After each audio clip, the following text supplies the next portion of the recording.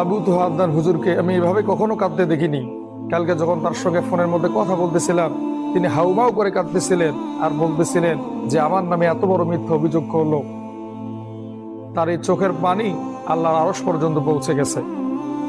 আবু তো আদনান হুজুর যে নির্দোষ, এই বিষয়ে কোনো সন্দেহ নাই। বাংলাদেশের কোটি কোটি মানুষ বিশ্বাস করে যে আদনান হুজুরের স্ত্রী তার নামে যে মিথ্যা অভিযোগ করেছে, এটার মধ্যে বাস্তবতার কিছুই নাই।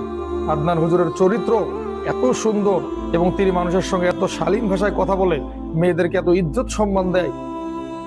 আজকে তার বিরুদ্ধেই তার নিজের স্ত্রী এত বড় অভিযোগ করলো। আমি তার বাড়িতে যাব, আমি তার স্ত্রীর বাবা মায়ের সঙ্গে কথা বলবো কেন তার মেয়ে এই কাজটা করলো। আমি এখন ঢাকায় আছি, এই জন্য তার বাড়িতে যেতে পারতেছি না। তো আমি সেই মেয়ের বাড়িতে যাব এবং তার